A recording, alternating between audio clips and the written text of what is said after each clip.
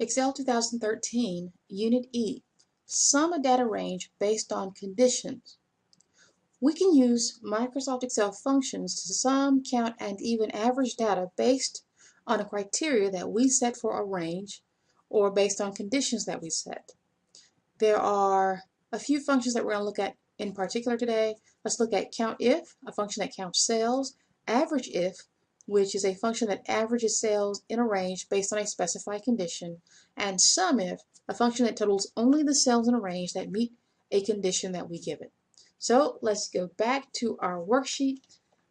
This time we're going to click another sheet in this workbook, the New York sheet tab.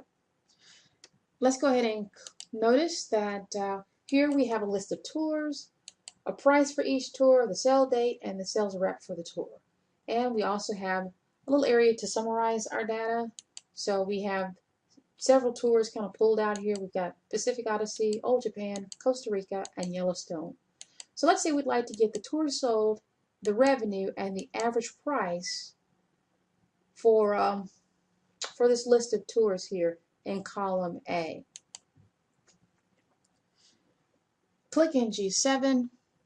Let's start with the count function. So go to the Formulas tab above the ribbon and choose the More Functions button. This is actually, the COUNTIF function is actually a statistical function. So let's go there, statistical, and let's find COUNTIF. This is in alphabetical order, so it shouldn't be too difficult to find. There it is. So we have to tell Microsoft Excel the range that we're interested in. That's going to be A6 through A25. And we have to give Microsoft Excel's COUNTIF function the criteria or the condition as well. And so I'll go ahead and click OK.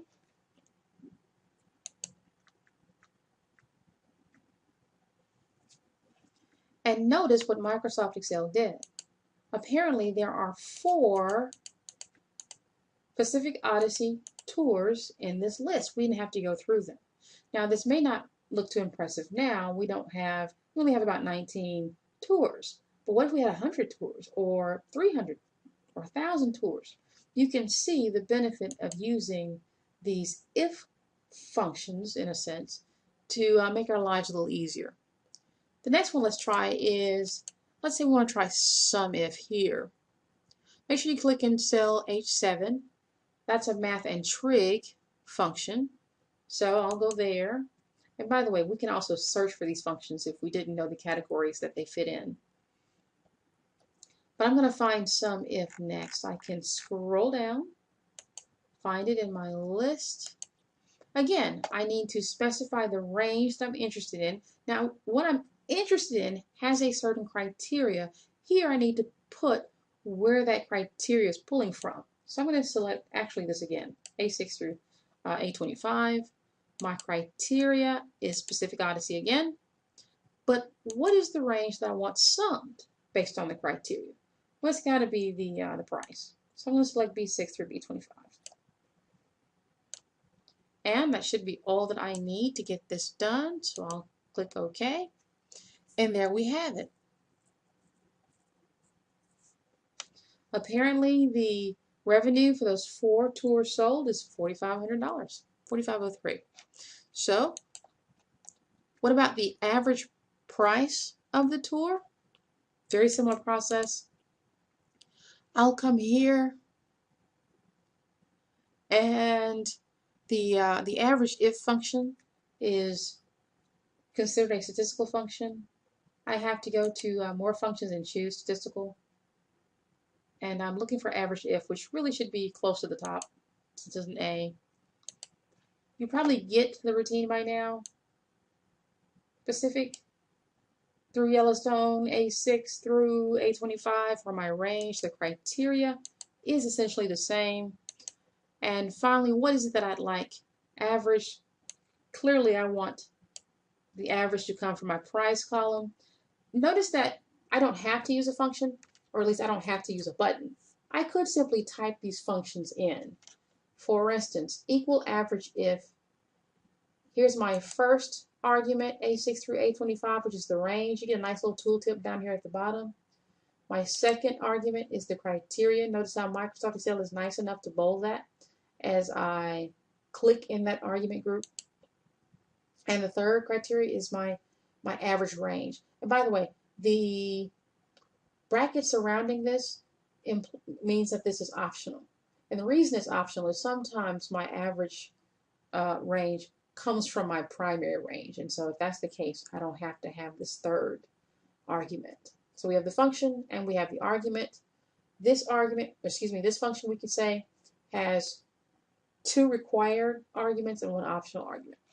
You don't have to go through the more function button and get all those. If you know the function and the arguments, you can just type it all in. I'll click OK. And apparently the average price paid for the Pacific Odyssey tours is a little over $1,100. Now that I have these amounts, if I want to fill in the next, notice how easy this is going to be. I'm going to select my range and pull this down. And let me pull that one down again. Yeah.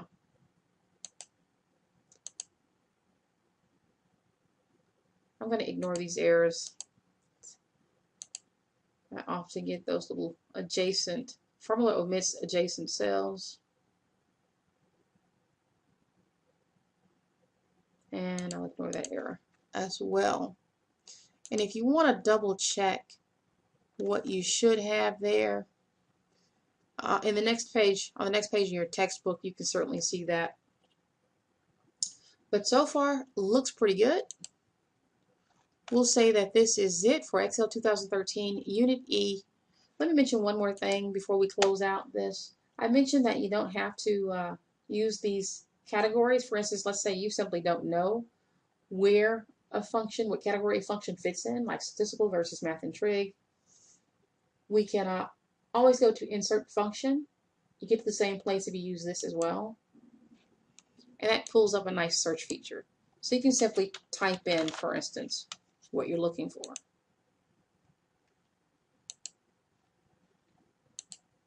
Now we'll say this is it for Excel 2013 Unit E, sum of data range based on conditions.